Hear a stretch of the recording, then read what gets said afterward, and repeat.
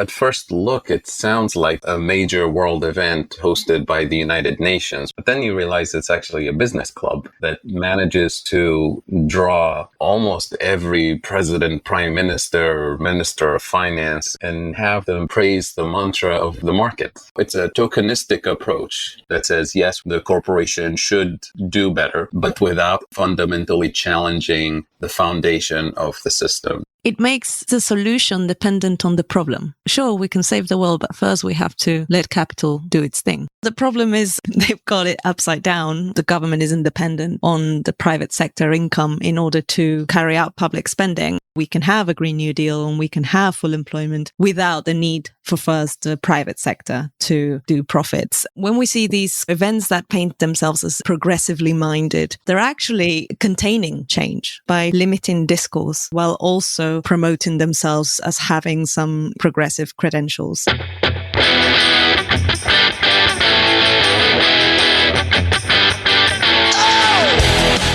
This is the MMT Podcast with Patricia Pino and Christian Riley. Hi, I'm Christian Riley and welcome to the Modern Monetary Theory Podcast.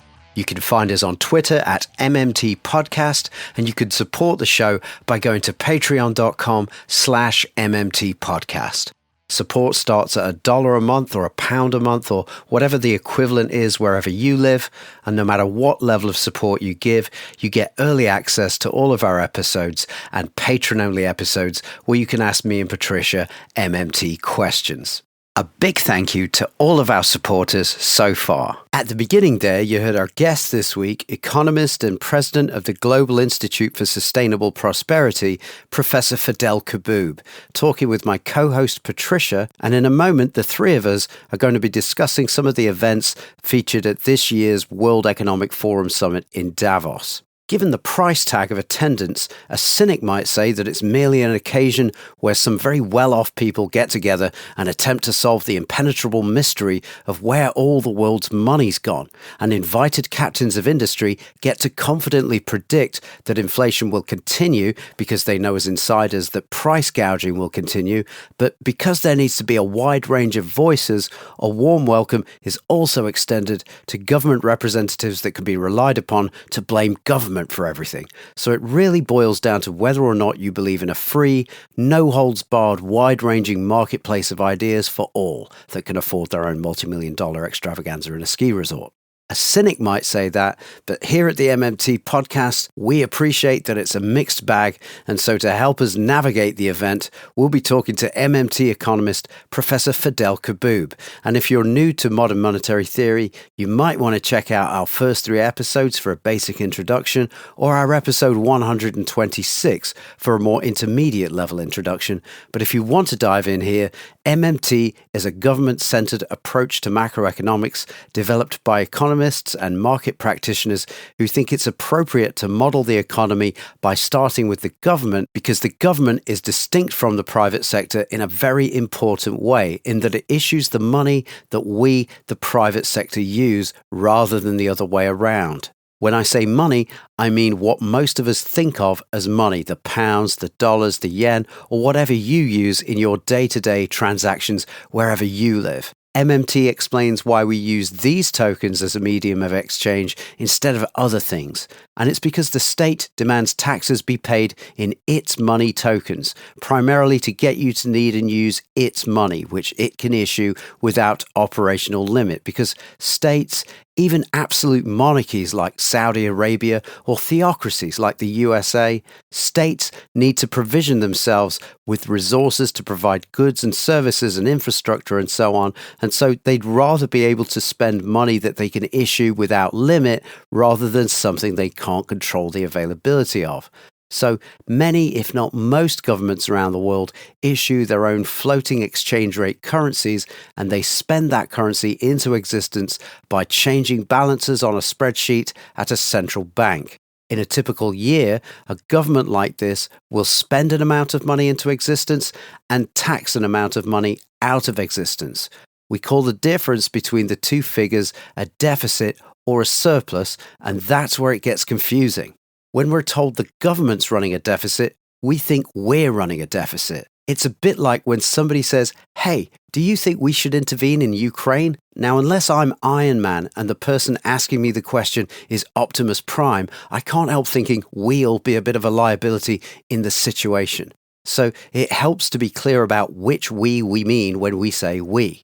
Even though we may vote for government representatives to enact legislation on our behalf, in the macroeconomic sense, we're very much not the government.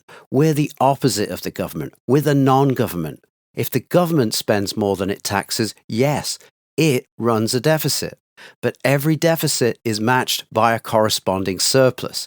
And when the government is in deficit, that corresponding surplus shows up in the bank accounts of the non-government. That's you and me. So in the aggregate, an increase in the government's deficit leads to an increase in the private sector's surplus. And government deficit reduction or a government surplus has the opposite effect. It subtracts spending power from the private sector. Given that a government that issues its own currency can afford to buy anything it desires priced in its currency, including all idle labour, it follows that unemployment and all the social and economic destruction that goes with it is a policy choice, and a nonsensical one.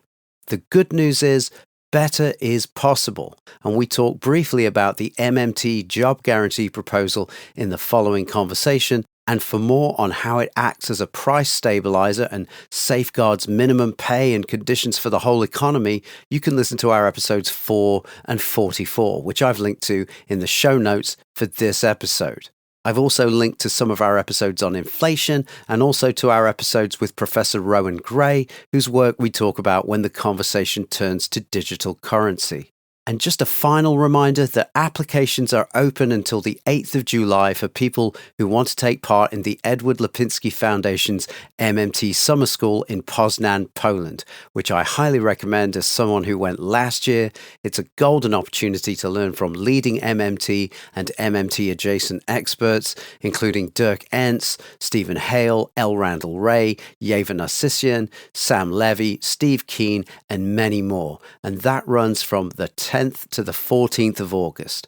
But like I say, applications close on the 8th of July. I've linked to all of the above and more in the show notes, where, as ever, I've linked to where you can support this podcast financially via patreon.com/MMT podcast. Support starts at $1 a month or £1 a month or whatever the equivalent is wherever you live. And no matter what level of support you give, you get early access to all of our episodes and patron-only episodes where you can ask me and Patricia MMT questions. We're 100% listener funded. Your financial support really helps keep the show going, and your support in other ways, whether it's by recommending us to other people or just by listening and spreading the word about this stuff, really helps too. So thanks as ever for the time you put into understanding MMT. Let's dive in. Welcome one and all to the MMT podcast. I'm Christian Riley. And I'm Patricia Pina. And it's our great pleasure to be joined once again by economist and president of the Global Institute for Sustainable Prosperity, Professor Fadhel Kaboub.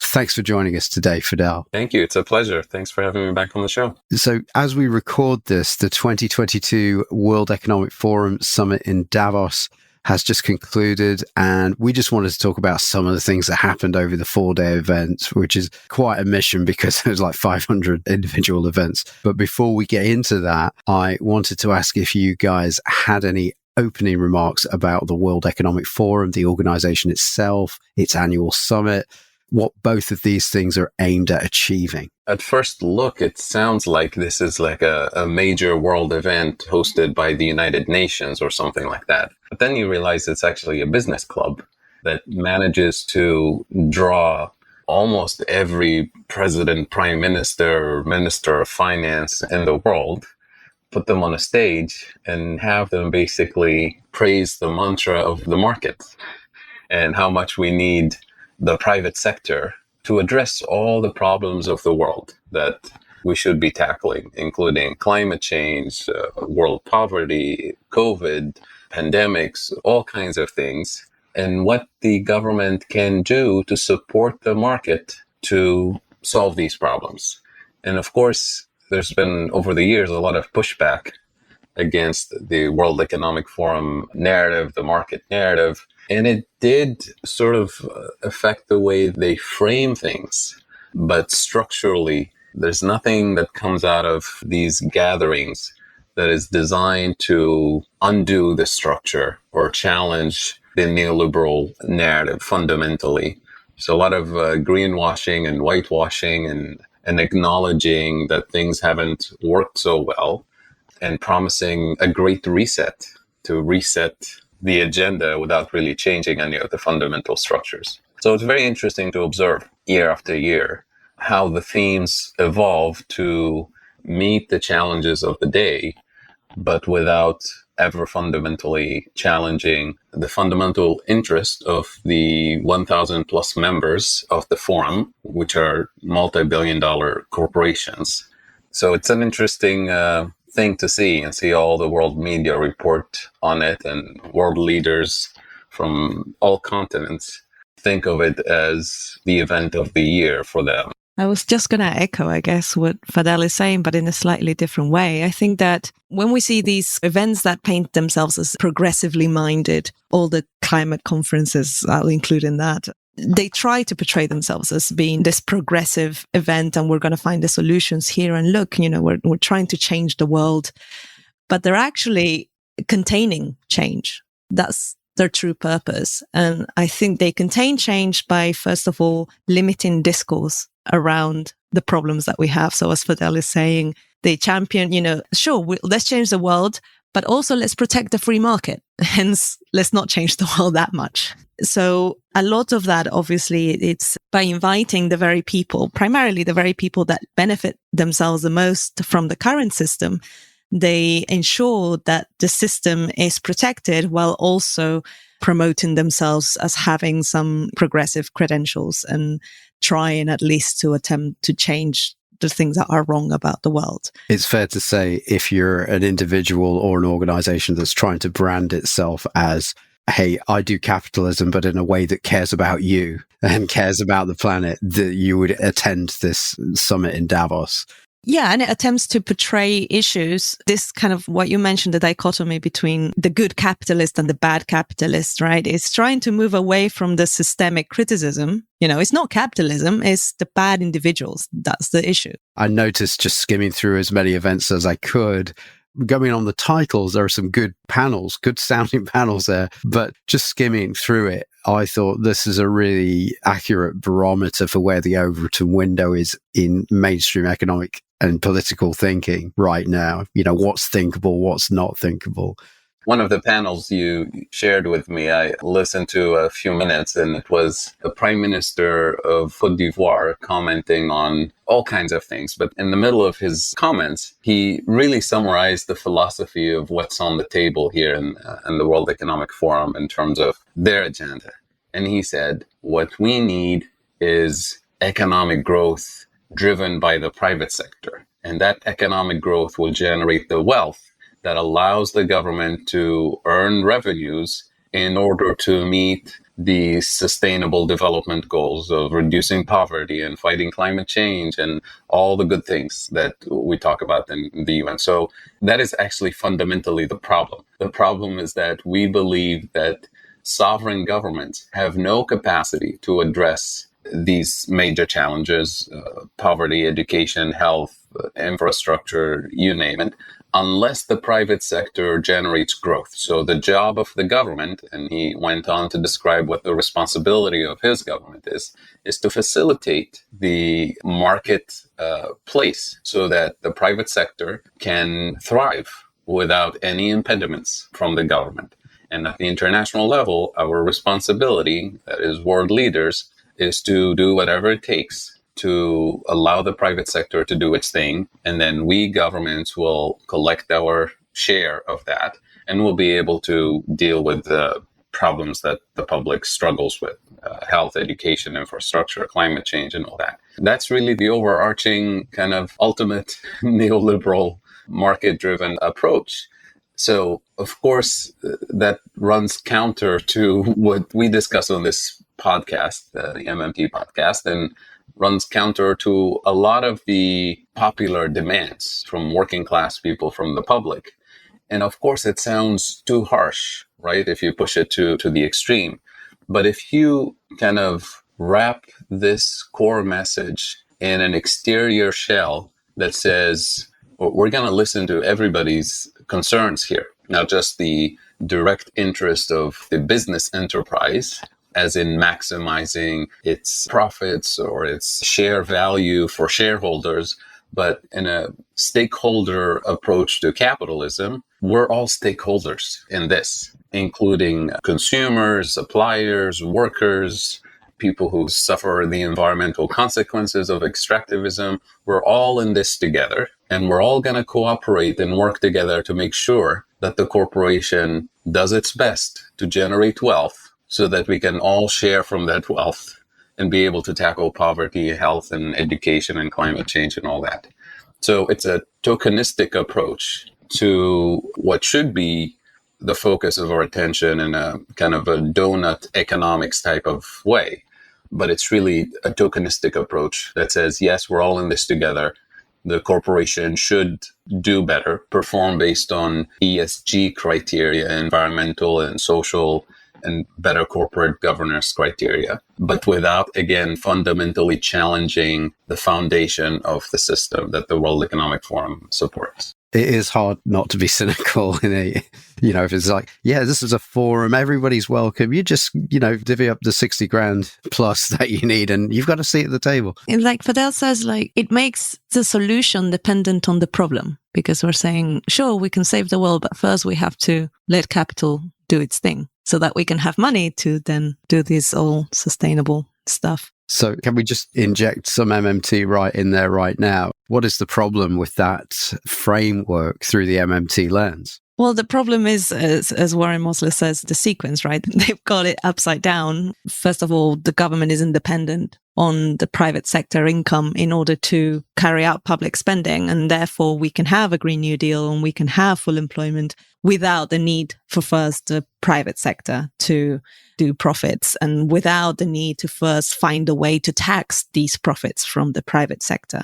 Or said even quicker, money doesn't grow on rich people. Exactly. And I find it interesting, and I was wondering what Fadhel thought about this, because I've seen recently, it's not from just this year, but in recent years, there's been more of comments from certain people in the WEF, some acknowledgement at least that we need to tax the rich, discussions about increasing taxation and what types of taxation. And it's limited, yes, because they stand to lose from that. But I get the feeling that they sort of accept that. They would rather get taxed on profits, let's say, rather than have their system of profit making being challenged. Yeah, I think part of the reason they shifted to that perspective is because it was just so obvious, and activists have spoiled their PR machine by making so much noise about inequality globally. When a few years ago we started getting these reports, these reports existed before, but they became so popular on social media, focusing on the richest 60 people in the world and the evolution of their wealth and the speed at which they've accumulated wealth after the global financial crisis and after the COVID crisis. You can't really have a forum like this without paying attention, or at least paying lip service to the fact that the inequality is really very problematic, to say the least. So then what do you do about it? Do you go the way that, say, a group like the Patriotic Millionaires go? Or do you find another ruse to say, yes, we need to pay attention to inequality, do something about it, but again, without fundamentally undoing the structures that produce this excessive inequality. Same thing on environmental issues. If you go back a couple of decades ago, most of the biggest polluters were not even on board with something like a carbon tax. And yet today, it is the only solution that they would like to promote, a market-based solution that involves taxing carbon, because they know they can avoid the tax. They know they can pass it on to consumers. They know they can keep burning fossil fuels and pretend like they're offsetting it with some environmentally friendly thing they do in the global south, like supporting forests or something like that. But they're definitely not interested in decarbonizing proper. So that's what we're talking about. When there is public pressure to put a major issue on the table, they'll have to recognize it, acknowledge it, and then figure out a way to pretend like they're dealing with it without actually addressing it directly. As long as their interest is protected, they'll find a market-based solution that appears to address the problem, but it's really meant to tranquilize the forces that have brought it to the table. I think these are concessions in a sense. Mm-hmm. But as you say, they're only conceding on this because they've managed to find a way around these new rules. And as L. Randall Wray said, and I'm sure he wasn't the first person to say this, but we talked to him maybe in 2020 in the height of the pandemic. We were talking about his and Yevhen Nassisian's Green New Deal paper. And he said, look, a carbon tax that raises revenue has failed, which I think is a very concise way to put it, that you don't want it to raise revenue. That means some pollution has been happening. You know, the money that you need to spend on the negative impacts of carbon emissions is available in unlimited quantity to the issuers of currency, you know, sovereign governments, as we say. So if something is evil, don't tax it, ban it. Exactly. And that's really the problem with the non-MMT approach to this, which links the tax revenue to the spending, links taxing smoking to fund public health. And MMT decouples the two and basically says tax pollution, tax speculation, tax gambling or whatever, because we want to reduce or eliminate that particular activity, not because we need their money or their permission to pay for health or education or green jobs or whatever. And that's where the public monopoly over money creation becomes the main focus of funding the national priorities, with the financial constraint not being tax revenues, but rather having the risk of inflation,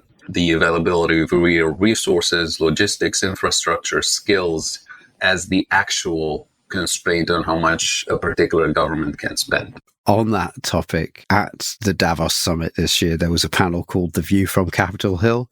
I don't know, did either of you get time to look at that? It's the one with Joe Manchin. Oh, you've said enough.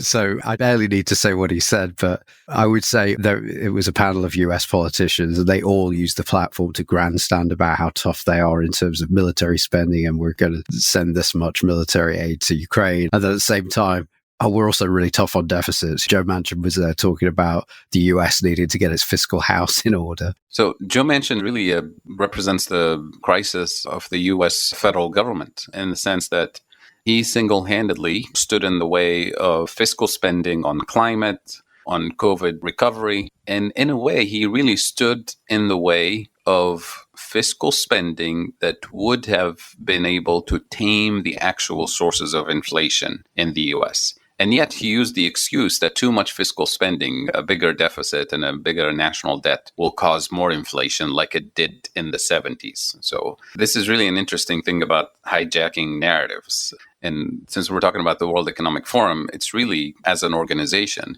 it's meant to dominate the narrative, set a global narrative, and have everybody else repeat it, including every prime minister and minister of finance that participates in those forums. Just use their platform to convey a coherent message to the outside world. And it's their message, their narrative. So the narrative that Joe Manchin is using today to justify his opposition to additional fiscal spending on climate, on children, on the poor, is basically saying that we know what happened in the 1970s. There was too much government spending, large deficits, unions were strong, and consumers had too much money. So they went on a shopping spree and it caused inflation in the 70s. And the way we dealt with that inflation is, number one, we reduced fiscal spending. We privatized government agencies and we had the Federal Reserve Bank raise interest rates to break the back of inflation. And that's what we need to do today in order to deal with this inflation. And of course, that's a completely false narrative, but that's the dominant narrative that they were able to establish since the 1970s, because the 70s inflation was caused by a conflict in the Middle East. It had nothing to do with labor unions being strong in the US or the welfare state being extra generous in the 1960s and 70s. But that's the narrative that they carry their message with. And what ended the inflation cycle of the 70s wasn't the Fed and wasn't fiscal restraint on the part of the federal government. It was partly Jimmy Carter finding a substitute for imported oil, and that's when he deregulated the natural gas industry, which created the fracking frenzy, by the way, for natural gas. And ultimately, what really eliminated or tamed the source of inflation was signing a peace treaty in the Middle East and ending the oil shock, essentially. But that's not the dominant narrative that you hear. The dominant narrative is the austerity narrative. And they are using this narrative, and Joe Manchin is the leading narrative person in chief for this. And basically saying, just like the 70s, we know how to deal with this inflation, fiscal austerity, and the Federal Reserve raising interest rates. So that's why I keep saying if we lose this narrative battle today, they're going to use this narrative for the next 30 or 40 years to basically say what caused the inflation of the pandemic years was too much spending on COVID relief, too much spending on poor children. And the way we ended the inflation of the pandemic years was reducing fiscal spending, which is what the federal government is doing right now, and having the Federal Reserve Bank do the right thing by raising interest rates. And they're going to use this against every fiscal spending proposal on climate, on social issues for the next 30, 40 years. So it's very important for us to demystify the actual sources of inflation of both the 70s and what's happening now. But it's really hard to do when somebody like Joe Manchin is giving the WEF platform and the eyes and ears of billions of people via that platform. And when the alternative voices, the alternative narrative doesn't even make it to the side event. Oh, on that tip, there was this panel entitled, What Next for Global Growth? And Mariana Mazzucato was on it, and she was bringing up things that I think macroeconomists should be bringing up in the company of business leaders and people in policymaking circles, namely the abuse of global intellectual property regimes, i.e. patents that should have been waived and technology should have been shared. But obviously, Bill Gates is quite a key figure at the Davos summit and the WEF. And obviously, his whole fortune and people like him, they're basically founded on the principle of owning intellectual property and selling it. So I think they've been quite responsible for pushing this idea of let's let the charity sector take care of that. And here's a few billion here and here's a few billion there, but we won't waive patents. But anyway, Mazzucato was bringing that up. I thought that was really good. And then also she was pushing back on the idea that central banks have to raise interest rates, which there was a IMF representative there, Geeta Gopinath, and she's like the first deputy managing director. And she was talking about, well, they have to do it. It's sad, but central banks have to raise interest rates because of inflation. And just towards the end of the panel, Mariana Mazzucato was taking issue with that. And she was also sounding the warning over private debt fueled growth, saying that it's getting to levels that were like pre-Great Financial Crisis levels, 2006 levels, which you don't really hear too many people talking about, even though it's not so long ago, is it? 2006. Absolutely. I mean, levels of debt that are at that level, coupled with higher interest rates in the next several months. I mean, what could possibly go wrong in terms of setting off another financial crisis?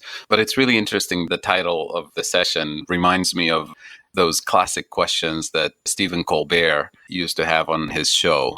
Is GDP great or the greatest metric ever?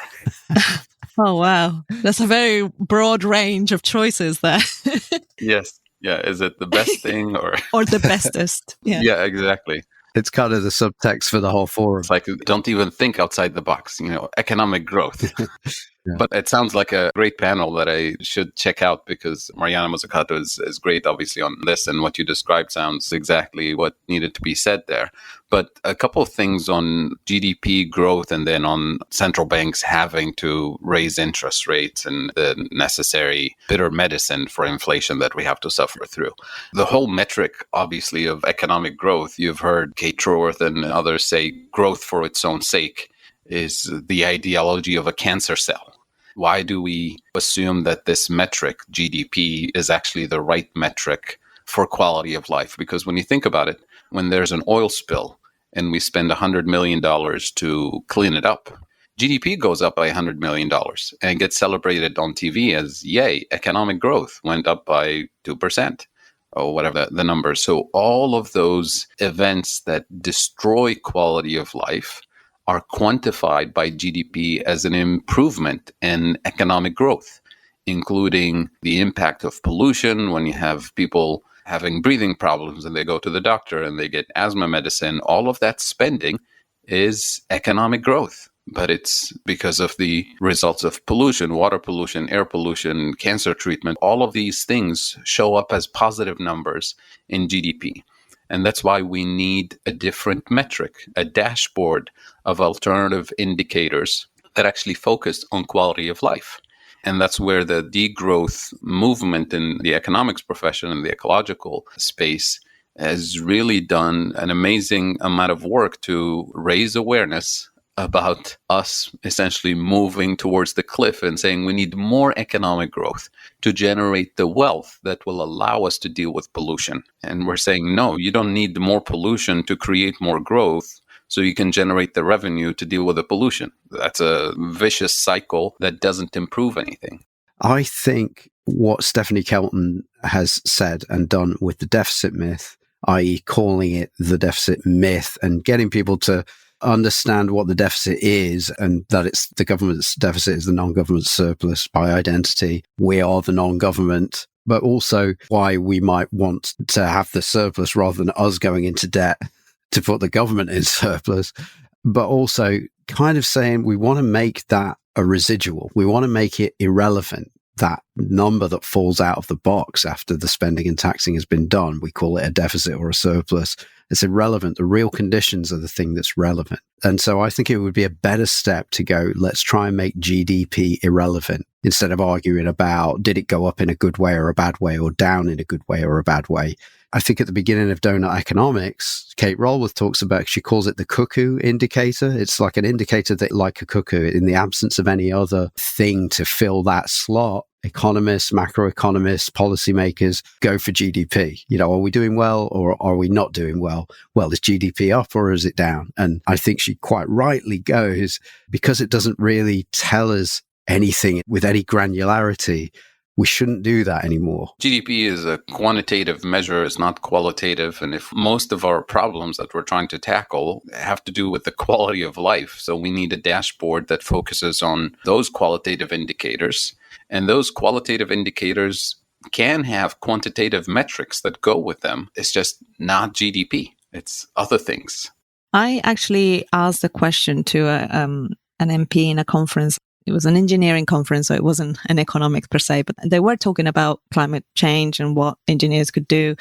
And there was an MP there who happened to be a conservative MP. And I asked the question of the metric, why GDP is heavily criticized. Couldn't we use a different metric that accounts for damages to environment or social damages? And what he said was, we need a metric that business can use. GDP is useful to business, I guess, as a means of measuring potential profitability and the health of the market in the way that is useful to them. So what I understood from that is, why would we account for environmental and social costs in GDP if businesses themselves do not face those costs and therefore they're not interested in that metric? So how can we make then, if we have a different metric that accounts for those costs, how can we then maybe translate that into something that businesses face directly and therefore they have then an incentive to make sure that they don't exceed these limits? There are metrics that businesses can use and should use to account for their impact on people and on the planet. It's called the triple bottom line approach. And that's kind of partly the ESG approach is that.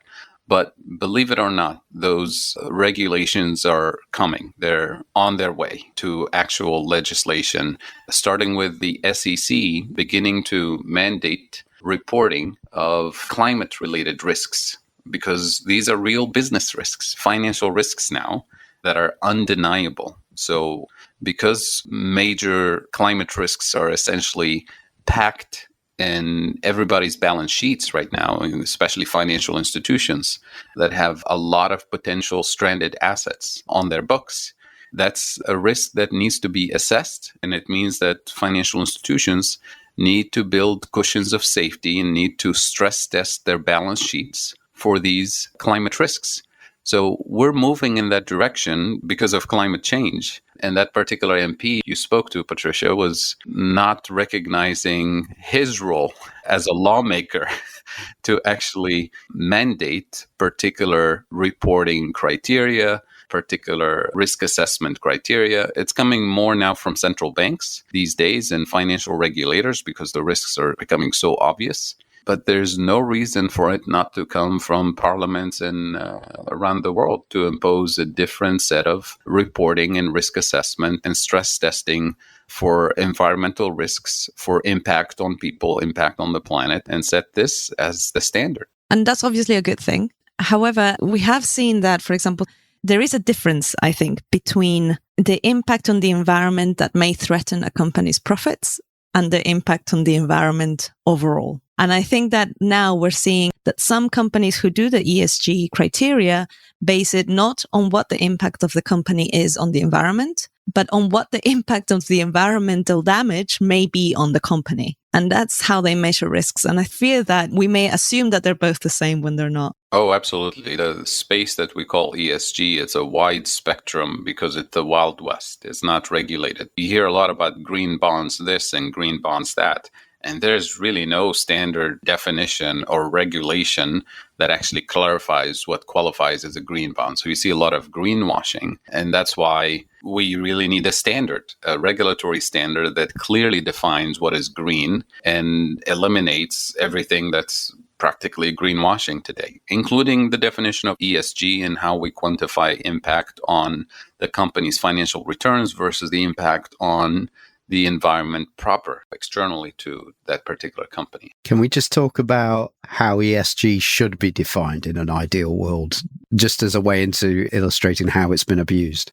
You probably know I do quite a bit of work with my colleague, Paul Herman, who's the founder and CEO of HIP Investor.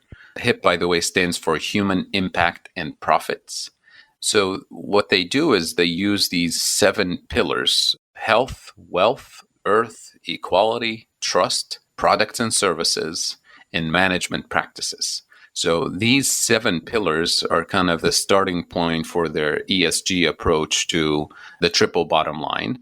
And each one of these pillars is basically its own dashboard of indicators. So, of course, profitability is built into it. That's the wealth pillar. But the health, the earth, the equality, the trust, the products and services, meaning the supply chains that come into the company, management practices in terms of gender equality, in terms of transparency, in terms of pay difference between high-level executives and the average worker. So you have a broader, comprehensive approach to assessing the company's impact on people and on the planet. And the health and earth and product and services pillars are not centered on the company itself. They have both internal components and external components, which means it gives you a better way of incentivizing decision-making in the right direction from a macro perspective, because you're not just maximizing what's best for the company itself. And it turns out that the companies that actually score better on the HIP ratings method, they tend to outperform companies in the long run, because when you treat your workers well, when you treat the environment well, when your customers know that you have this holistic approach to doing business, it draws people to you. It draws investors to you, investors who are interested in supporting companies that follow this philosophy. And it makes perfect sense. And this is done not because there's legislation or regulations for it. This is done because certain companies want to perform well based on this criteria. And now, because of a broader public consciousness about environmental issues, about equity, about justice, you find investors looking for investment opportunities and companies that fit their belief system in justice and equity and fighting climate change. The problem is those investors can't find the metric that tells them which companies and which portfolios meet your standards. They're just being flooded with a lot of greenwashing portfolios that masquerade as ESG, but really don't meet any criteria that we would call green or sustainable. And it's precisely because there's no regulation, and anybody can call anything green and sell it as such. And that's why it's important for lawmakers to set those standards and mandate transparency and reporting. In terms of good stuff, the small quantity of good stuff that I saw at the Davos summit, there was a panel called 4-Day Week, Necessity or Luxury. And there was a psychologist called Adam Grant hosting that panel who had a good energy about him. But at one point, a question comes to the panel, this is towards the end, that, look, you can have a 4-day week, but if the rest of the world is moving at a 5-day week pace, you're going to get swept up in it. How do you make everybody do it simultaneously? And I was just like, God, I wish there was an MMT person in that room. I'll throw that over to you, Fadhel. Like, what would you say if you were in that room? Well, I mean, as you know, in the MMT community, we focus on the role of a job guarantee and what a job guarantee can do for a particular economy. A job guarantee in the US or the UK or Canada will be very different from a job guarantee in a developing country. It's really not necessarily the number of days or hours of work that matter per se. Of course, we want people to work in humane conditions and with decent wages and benefits and so on. But most importantly, we want to give people the right to work, the actual right to work, not the right to work label that some people have hijacked. So what we want is a sovereign government that's able to fully fund universal public services, health, education, transportation, all the basics, followed by a sovereign government that's offering a universal public option for jobs that the private sector is unable or unwilling to offer, essentially guarantee full employment for people who want to work but can't find work in the private sector. And then followed by the third layer, which is a generous income support system for people who can't work or shouldn't work. So the purpose is to have plenty of productive capacity with the right level of productivity to afford all the goods and services that the economy needs, that the public needs to thrive, to have a decent quality of life. And if that means working 3 days a week, so be it. That means working 4 days a week, so be it. But of course, it's not about reducing the work week, but then not having enough productive capacity and facing risks of inflation and facing deficiencies in other areas, especially when you have people who actually want to work and can boost productive capacity. So for me, it's not really just the number of hours people work per week or how many people are working. It's about meeting the needs of the economy, of the public, and doing it with decent wages, decent benefits, decent workplace conditions, humane conditions. We shouldn't be working 7 days a week or going back on the 40-hour week. We should be reducing the burden on the working class. We should be displacing or replacing what is precarious work, repetitive work, work that's not dignified, and automate it. That's where robots and artificial intelligence are welcome. Let the robots do the painful, repetitive, dangerous, precarious work and allow human beings to improve quality of life by working in the care sector, caring for people, caring for children, the elderly, caring for the planet. And if we can do it with 3 or 4 days a week worth of work, so be it. I have to say, I don't understand the argument that they've made. That was the fear, for example, if we had a 4-day working week in the UK, then companies may not want to hire people from the UK. Is that what was being implied? No, it was more like every other business that we connect with and our customers and just the culture is stuff is happening on a 5-day week basis. And it's very hard not to get swept up in that, I think was what the questioner was, how they were putting it across. And then sort of saying, look, it would be all right if everybody could just calm down together. But how do we do that? And obviously, because of everything we've said so far about how this forum overall sees itself, how can we as powerful people in the private sector, powerful corporations, govern change from our position of not being government. If we think it's beneficial, how can we do a 4-day week? And there was this other woman on the panel who is the Minister of State for Government Development and Future in the UAE, the United Arab Emirates, Oud bint Khalfan Al Rumi.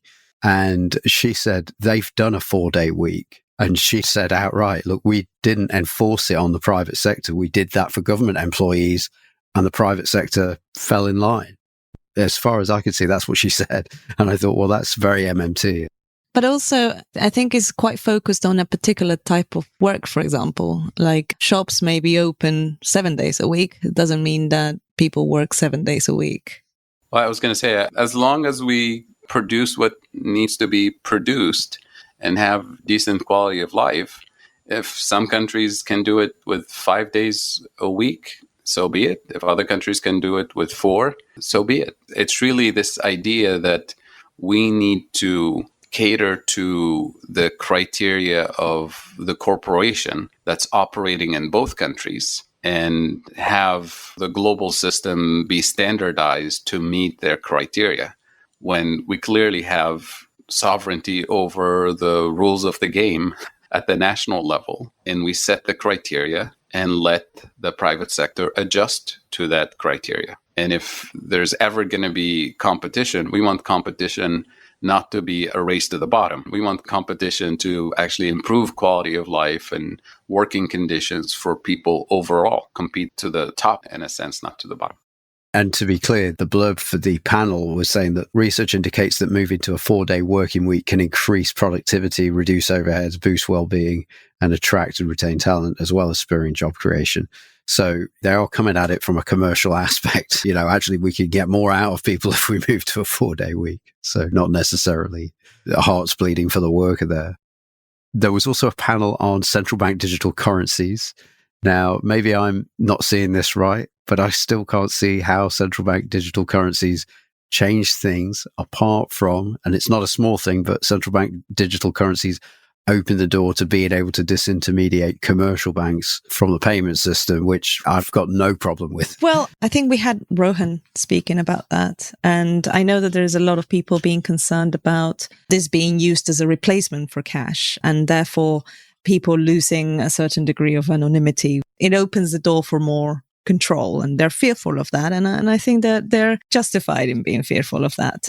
I think if it goes alongside a continuation of the cash system, I would feel much less concerned. And also, I think Rohan mentioned a way of providing such anonymity, although I can't remember exactly what he proposed. So on the central bank digital currency subject, I would urge everybody to check out Rohan Gray's work on this, which is available on his website and elsewhere on social media. You can find him. But essentially what we're looking at is central banks essentially trying to upgrade their old-fashioned payment system and doing it in an inclusive way. And I'm talking here specifically about the US and many countries in the global south, where you have millions of people who are excluded from the financial system, which is dominated by the private sector. So the unbanked and underbanked population, but doing it in a way that also protects the anonymity and the privacy of individuals, which is really one of the things that attracts people to things like cryptocurrencies, Bitcoin, and things like that, because it's untraceable. And this is really important, say, in a country like the US, when you have millions of people who work in the system without legal documents and fear the wrath of the federal government tracing their existence and their work and their payments and so on. So having the digital equivalent of cash, essentially. And as Rohan and others have explained in their work, that we do have the digital technology that allows a central bank digital currency to provide the cash-like anonymity in a digital form, but at the same time be inclusive and offer essentially a public option for individuals who are excluded from the financial system, the unbanked and underbanked population. So that's great, except most central banks are not thinking in that way, unfortunately. Most central banks want to essentially keep the system as is, just upgrade the technology. And what a missed opportunity it would be to have this major upgrade to the technology of the payment system, essentially reproduce the same power structure and give the banking system the same privileges to continue, to a certain degree, socioeconomic exclusion of the most vulnerable in the system. If you live in a country and the central bank says, hey, we've got central bank digital currency now, would you like a wallet to have that in?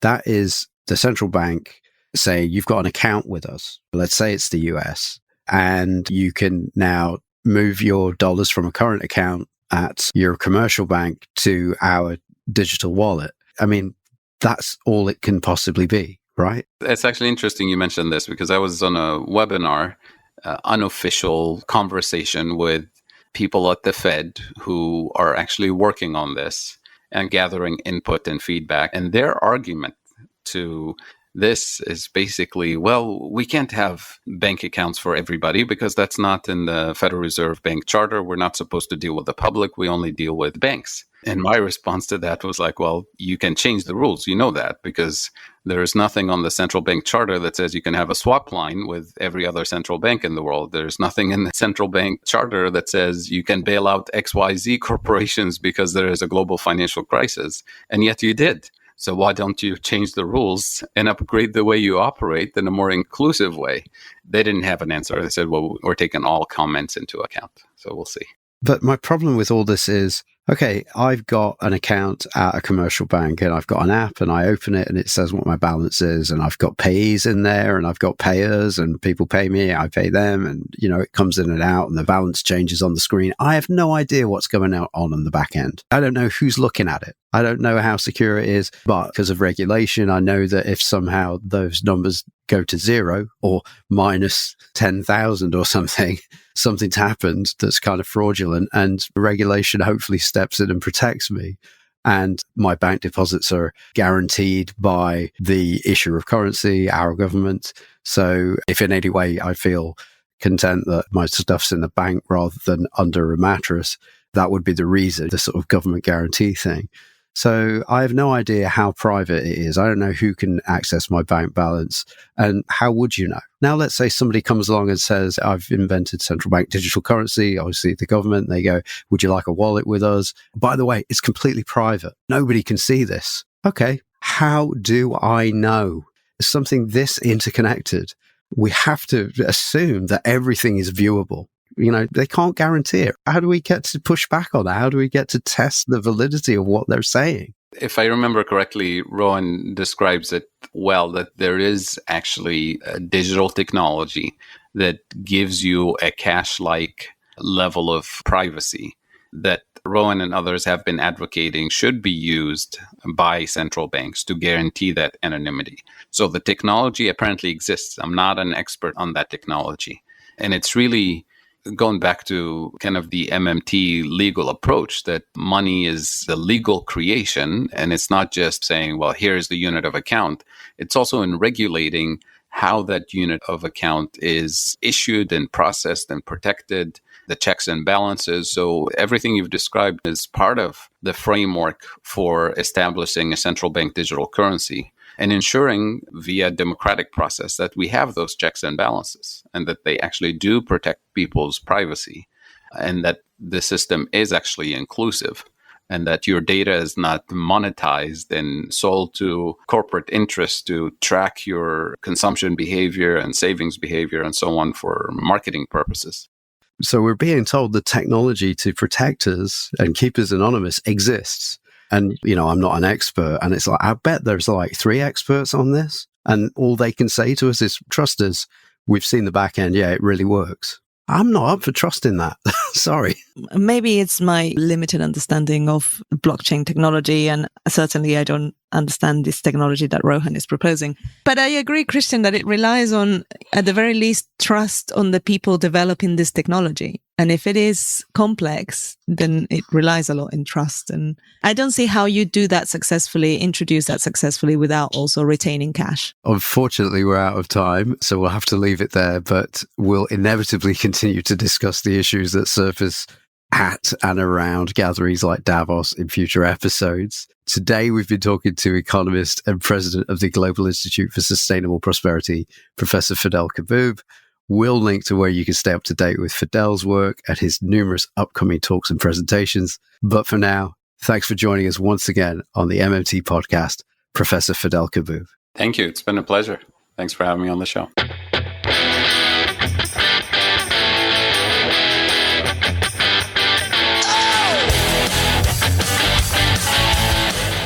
That was the MMT podcast with Patricia Pino and Christian Riley. Don't forget, you can support the show through Patreon, starting at $1 a month and get access to patron-only episodes. You can do that by going to patreon.com/MMT podcast. You can also find me on Twitter at MMT podcast, and you can find Patricia on Twitter at Patricia N. Pino, and you can email us at mmtpodcast@outlook.com. Thanks for listening, and we hope to hear from you.